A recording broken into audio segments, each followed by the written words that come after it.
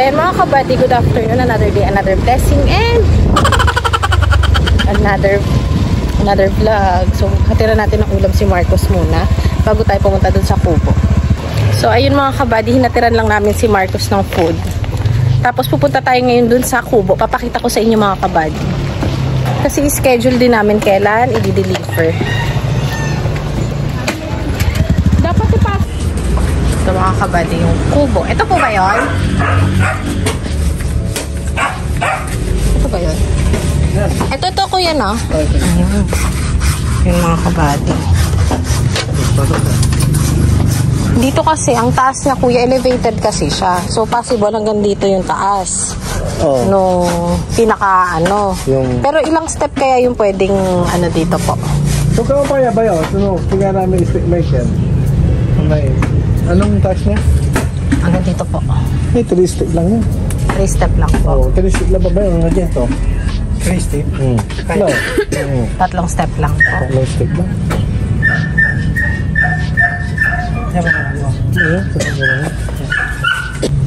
May Facebook po ba kayo para pwede ko isend yung video po nung lupa na dadaanan? May later di ko sponsor yan. Siguro, pwede na. Biyernes pwede na po. Oh, Biyernes, ang tabayaw, sarap pula. Friday. Hindi niya kung pwede lang, ano, kung matigas na, pwede na. Yung daan, yung... Lubak. Saan ba? San Vicente? Hindi po, ano po, Santa Isabel. Sa gilid po nung tulay. Papasok po doon. Hindi ko naman yung truck.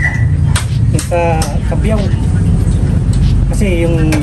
Yung daanan. Okay na ba yung daanan doon? Santa Isabel.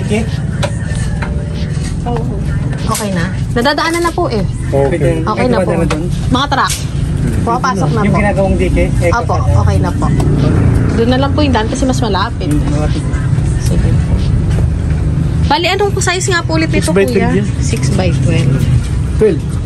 6x12. Itong pinili namin kasi yung pundasyon niya, ito solid talaga. Tapos may papag siya. Pwede na sila magmukbang sa? Mukbang. Pwede 6x12. 5x12. Pwede kung hindi kaya sabi naman sa inyo kung hindi kaya pasanin kung sige po. Malapit sa daan lang yan. Malapit ba kami sa daan? Malapit ka. Diretso po kasi, papasok. Highway. Tapos yung tulay. Pababa. Doon siguro mga 3 minutes. Papasok. Pero pag nakadaan yung truck, kapag malapit sa ibabagsak na doon. Nakadikit lang o hindi, bubuhatin pa. Pwede po kasi ipasok yung truck. Ang inaano lang po namin kasi yung sa putik. Kasi syempre farm po yun. Maputik po talaga. Pero pag halimbawa hindi kasya, ibababa na doon sa PD. pwedeng bubuhatin na lang. Pwede naman po. Pero balak po sana namin, doon na, dalawa po kasing daan nun. Sa likod po, diretso po. Ganyan na sila pag sundo ng... Oo, para diretso po malagay. Tatawagin mo sila. Apo. May number naman kami. Sige, tapos i-message ko po yung ano dito, yung daanan. Parang i-picture ko po para alam ko. Tapos po siguro, 3 steps, 4. Mga 4 po kaya, 4-5 steps. Mataas. Hindi pwede.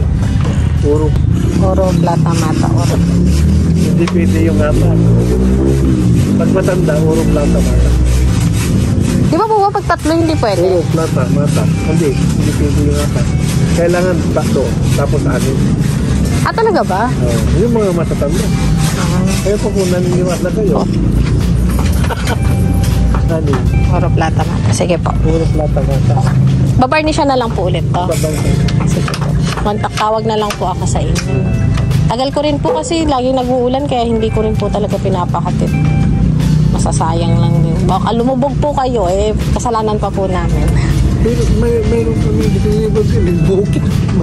Malayo din po. Mas mabigat may kwarto yun. Pero napasok niyo po? Hindi, yung truck naiwanan doon sa... Tapos tao na lang po pinabuhat. Meron din po kasi kaming kubo. Binuhat po, 16 tao ang nagbuhat. Tao na yung nagbuhat? Ang hirap po Malayo yung pinag-deliver nun. Sige po, picture ko. Bukid din po sa amin. Binuhat na namin. Kasi tubig-tubig pa, puti. Yun po yung Kaso lang, iniwasan namin. tumulong sila, tumawag sila ng Tao.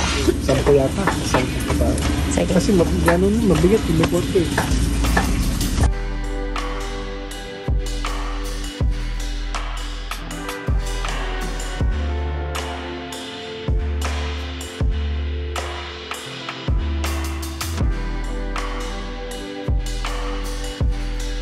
So, ayun mga kabady.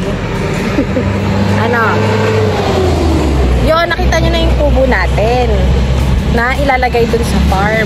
Regalo yun ng TKKW 2.0. Dapat nung August pa yun, pero dahil sa pag-uulan, sa weather, hindi namin naituloy. So, ayun mga kabady, pauwi na kami ni Maxine.